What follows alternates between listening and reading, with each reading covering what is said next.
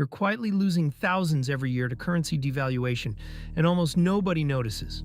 Picture someone who saves diligently every month and watches every dollar carefully. Yet years later, that same pile of savings quietly buys noticeably less than it used to. That is not bad luck. That is currency devaluation at work, and soon you will know how to see it coming. Everyday inflation and currency devaluation feel similar, but they are not the same thing. Inflation is prices drifting upwards slowly as an economy grows. Devaluation is a deliberate choice, made quietly, that shrinks what a currency is worth, often to make old debts easier to repay with cheaper money. There is one warning sign almost nobody checks, and it usually shows up months before your grocery bill does. We will get to it later. But first, let us separate the noise from the real signal, so you know exactly what to watch for. Ordinary inflation moves slowly. A cup of coffee costs a little more this season than the last. Wages often creep upward too, so the sting stays manageable if you are paying attention and adjusting your budget along the way, one small step at a time. Devaluation is different. It is a policy decision that intentionally shrinks what a currency can buy compared to other currencies and hard assets. It is often done quietly, framed as supporting growth, while the real purpose is making existing debt cheaper to pay back over time. Picture two savers with identical income. One keeps every dollar in a savings account and nothing else. The other splits savings between cash, a small piece of land, and a modest business stake. When the currency weakens, only one of them truly feels it. Ordinary inflation, you can budget around because it moves at a pace you can plan for. Devaluation moves faster and hits hardest the people holding pure cash and nothing else. That is the real danger, standing still while the ground quietly shifts beneath your savings. Once you understand the difference between the two, you stop reacting to headlines and start watching the right signals instead. Those signals, it turns out, show up earlier than most people ever expect, if you simply know where to look. Sign 1. The money supply grows faster than the actual goods and services being produced in the economy. More currency chasing, roughly the same amount of stuff, is one of the earliest fingerprints of a coming devaluation, long before prices catch up. Sign 2. Interest rates stay low even while everyday prices keep climbing steadily. When a savings account pays less than prices are rising, the real return on that money is actually negative, even though the number printed on the statement still looks perfectly fine. Sign 3. Borrowing gets easier and cheaper, while saving quietly gets discouraged in comparison. When an entire system starts rewarding debt over savings, that shift in incentives is itself a clue about which direction the currency is ultimately headed. Sign 4. Officials talk about supporting growth and easing conditions, while the currency slowly buys less in markets abroad. The language sounds reassuring and calm. The actual purchasing power, however, tells a much more honest and different story. Sign 5. Packages on the shelf quietly shrink while the price tag stays exactly the same. Less coffee in the bag, less cereal in the box. This subtle shrinkflation is often the very first place devaluation shows up, right there on an ordinary shelf. Sign 6. Hard assets like precious metals, land, and stable foreign currencies steadily climb in value against your home currency over time.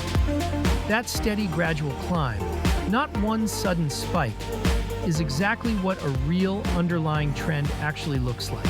No single sign proves anything entirely on its own. But when several of these signs show up together at once, it is like watching a weather system slowly form on the horizon. You do not need certainty. You just need to notice the pattern early. Here is the one sign most people never think to check first: the growth rate of the money supply itself. It tends to move well before prices actually do, which means it can warn you months ahead of everyone else still reading headlines. If this is changing how you think about your own money, subscribe right now. We break down exactly how to protect your savings, one clear and practical idea at a time, without any of the fear-mongering you usually see elsewhere. Move 1. Diversify your store of value. Do not let every single dollar you own sit in the exact same form. Spreading savings across a few different types of assets is the simplest insurance against any one currency quietly losing strength. Move 2. Hold real hard assets. Land, property, and precious metals have held their value across many currency cycles for generations, largely because they cannot simply be created out of thin air, the way currency can be printed. Move 3. Own productive assets. A share in a real business that makes things people need every single day tends to adjust its own prices, right along with the currency, which protects your purchasing power almost automatically over time. Move 4. Consider a little exposure outside your home currency, whether that means a stable foreign currency or globally diversified assets. It works as insurance against placing all of your trust in a single system or a single government. Move 5. Still keep enough cash on hand for your near-term needs. This is not about abandoning cash altogether. It is about not making it your only strategy for the next 10 or 20 years of your financial life. Move 6. Track the real price of everyday staples, not just the number on your paycheck. Watching what a basic basket of groceries actually costs over time tells you the truth faster than almost any official report ever will. None of these 6 moves require complexity or guesswork on your part. Simple diversification, held consistently over years, quietly does most of the protective work, while you go on living your ordinary, everyday life without constant worry. Here's the step almost everyone skips entirely: actually watching the growth of the money supply, instead of waiting for prices to confirm what already happened. By the time prices finally move, the real decision behind it was made a long time ago. Think of it like the tide pulling back before a wave arrives. The water recedes quietly first, almost unnoticed. People who only watch the wave get caught off guard completely. People who watch the tide instead get to prepare calmly and early. That is really the whole secret. Devaluation is almost never sudden. It leaves a clear trail in the money supply, in shifting incentives, in shrinking packages, long before it ever shows up as a number you simply cannot ignore anymore. So here's what you now know. Separate ordinary inflation from deliberate devaluation. Watch the early signs instead of chasing headlines, and hold a genuine mix of cash, hard assets, and productive investments working together for you. You do not need to predict the future perfectly, and nobody actually can.